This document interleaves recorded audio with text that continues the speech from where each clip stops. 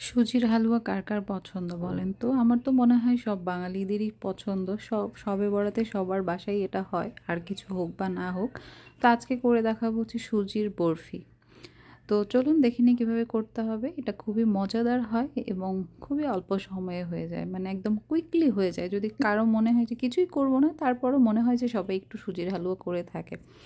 তো ফার্স্টে হচ্ছে আমি একটা কড়াইতে ঘি দিয়ে নিব। ঘি দিয়ে হচ্ছে সুজিটাকে ভাজতে হবে। হালুয়া মানেই হচ্ছে ঘি, একটা রিচ ফ্লেভারের জন্য। তারপর দিয়ে দিলাম 3টা এলাচ, মানে ফ্লেভারটা আর একটু বাড়ার জন্য। যাই হোক, ঘিটা গলে গেলে দিয়ে দিব হচ্ছে সুজি। তো সুজি আপনি যে বাজারের যে কোনো ব্র্যান্ডের দিতে পারেন। এখানে আমি 1 কাপ সুজি দিলাম। বাজারে 2-3টা ব্র্যান্ড খুবই ভালো, সেখান থেকে যে কোনো একটা কিনে দিতে পারেন। তো এখানে 1 কাপ মানে 250 গ্রামের মতো আমি সুজি দিলাম। তো সুজিটাকে ভালো করে ভাজতে হবে যতক্ষণ না হচ্ছে আপনার একটু রেড রেড কালার হয়ে আসছে, মানে বাদামি টাইপের কালার হয়ে আসছে। তো ঘি দিয়ে হচ্ছে ঝরঝরে করে নিতে হবে। আমরা যত ভালো করে ভাজবো সুজিটা কিন্তু তত সুন্দর দানাদার হবে।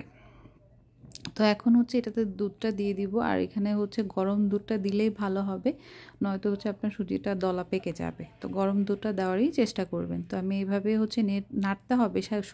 মানে হালুয়ার ক্ষেত্রে হচ্ছে যেটা বিশেষ করে বলা হয় যে বেশি করে নাড়তে হবে, নয়তো দলা পেকে যেতে পারে বা নিচে পুড়ে যেতে পারে। তো হালুয়ার ক্ষেত্রে একটু নাড়াটা বেশি করতে হয়। তো যাই হোক, আমি এভাবে নেড়ে দুধটা শুকিয়ে নিব যতক্ষণ না হচ্ছে দুধটা শুকাচ্ছে এবং সুজিটা থকথকে হয়ে আসছে। তো প্রায় কিন্তু আমার পানি শুকিয়ে গেছে, সরি দুধটা শুকিয়ে গিয়েছে। এই যে দেখুন, একদম সুন্দর থকথকে হয়েছে এবং দানাদার কিন্তু রয়েছে এখনও। তারপর দিয়ে দিব চিনি। আমি যে পরিমাণে দিয়েছি এত পারফেক্ট হয়েছে, মানে মিষ্টিও না আবার হচ্ছে কমও হয়নি, বেশিও হয়নি, খুবই পারফেক্ট হয়েছে। তো আপনারা আন্দাজ মতো দিবেন, কারণ এক একজন এক এক রকম মিষ্টি খেয়ে থাকে, তো তাই আর চিনির পরিমাপটা বললাম না। তো চিনিটা দেওয়ার পরে ভালো করে মিক্স করে নিব, কারণ আবার চিনি থেকে একটু পানি বের হবে, তো পানিটা শুকাতে হবে, কারণ এটা শুকনা শুকনা থাকা চাই। তারপর দিয়ে দিব হচ্ছে গুঁড়া দুধ। লিকুইড দুধ তো আমরা দিলামই, তারপর আবার গুঁড়া দুধটা দিব স্বাদটা আরও বাড়ানোর জন্য। তো এটাকে ভালো করে মিক্স করে নিব, যাতে কোথাও হচ্ছে গুঁড়া দুধটা দেখা না যায়, একদম ভালো করে সুজিটার সাথে মিশে যায়। তো একটু দিয়ে দিব হচ্ছে লবণ, কারণ মিষ্টি জিনিসে তো অবশ্যই লবণ থাকা চাই, না তো স্বাদের ব্যালেন্স হবে না, টেস্ট হবে না। তো আবারও এটাকে ভালো করে মিক্স করে নিতে হবে।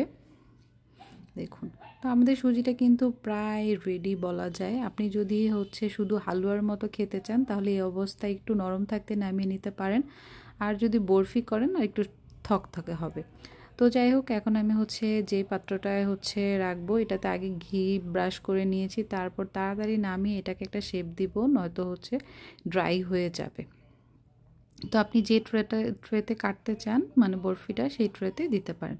তো তারপর আমি হচ্ছে কাজু বাদাম আর কাঠবাদাম ভালো করে কুচি করে উপরে দিয়ে দিচ্ছি, কারণ হালুয়াতে বাদাম খুবই ভালো লাগে। তো ভালো করে স্প্যাচুলা দিয়ে চেপে চেপে এটার সাথে, যাতে এটার গায়ে লেগে থাকে, উঠে না আসে, ভালো করে দিচ্ছি। তো আমার সুজিটা যখন ঠান্ডা হয়ে যাবে তখন আমি কেটে নেব। তো আমার সুজিটা কিন্তু ঠান্ডা হয়ে গিয়েছে, অনেকটা আধা ঘন্টার মতো আমি রেস্টে রেখেছিলাম। তো তারপর আমি একটা বরফির শেপ দিয়ে নেব। চাইলে কিন্তু আপনারা ছাঁচে করেও এটা বানাতে পারেন। ছাঁচে করলেও বিভিন্ন ধরনের যে শেপের সাজগুলো পাওয়া যায়, সেটাতে ডিজাইন করে বানাতে পারেন। তো এই তো হয়ে গেল আমার সুজির বরফি। বাসায় বানিয়ে খাবেন, সামনেই হচ্ছে শবে বরাত। এত মজা হয় এই হালুয়াটা, আমার মনে হয় বুটের হালুয়া বা অন্যান্য হালুয়া থেকে এটা সেরা। এটা সিম্পল বাট অনেক মজার একটা বরফি হয়ে থাকে। আর দেখুন, ভিতরে এত সফট প্লাস দানাদার রয়েছে, মানে একদম গলে যায়নি। এত মজা হয়েছে কি বলবো, বাসায় বানিয়ে না খেলে বুঝবেন না, অনেক মজা হয়েছে। তো এই তো। তো সবাই ভালো থাকবেন, দেখা হবে আর একটা আগামী রেসিপিতে। দেখা যাক কী রেসিপি আসে নেক্সটে। তো সবাই ভালো থাকবেন, আল্লাহ হাফেজ।